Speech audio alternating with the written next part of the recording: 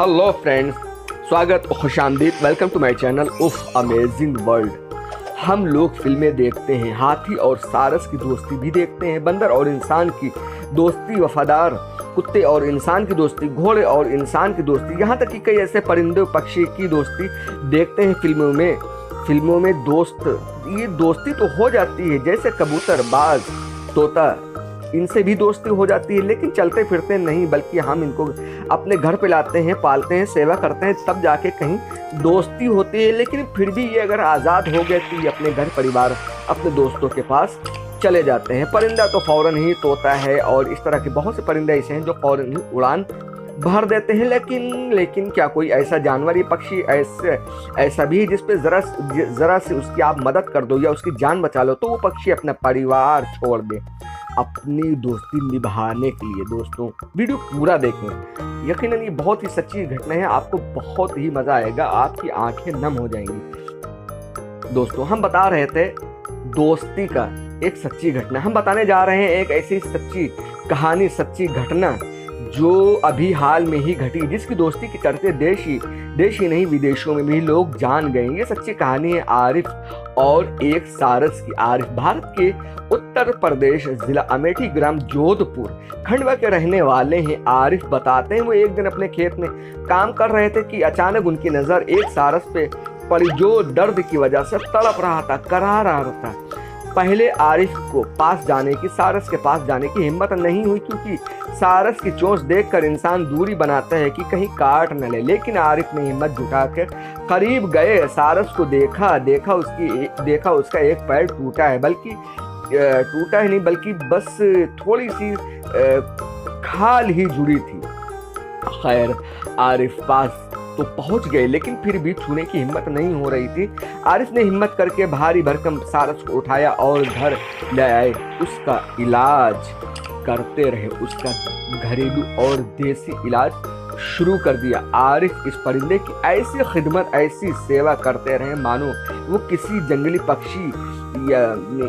पक्षी की नहीं, बल्कि अपने किसी घर परिवार के किसी बीमार इंसान की तीमारदारी कर रहे हैं। और सारस ठीक हो गया, उसका पैर पहले की तरह मजबूत हो गया, पहले जैसा वो हो गया। फिर आरिफ ने सोचा अब ये ठीक हो गया है, अब ये जंगल अपने परिवार में वापस चला जाएगा। लेकिन ऐसा नहीं हुआ। वो सारस नहीं गया और घर में एक परिवार के सदस्य की तरह रहने लगा। आज ये सारस आरिफ के साथ रहता है और आरिफ अगर बाइक से कहीं जाते हैं तो ये सारस भी उनके साथ जाता है।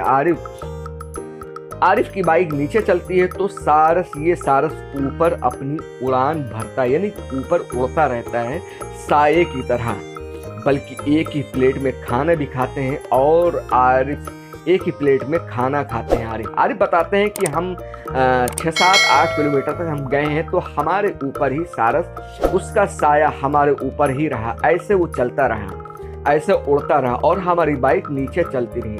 दोस्तों, अगर किसी काम से आरिफ शहर जाना होता है तो आरिफ सारस से छुप कर जाते हैं। जी हाँ, उससे छुप कर जाते हैं ताकि सारस देख न सके।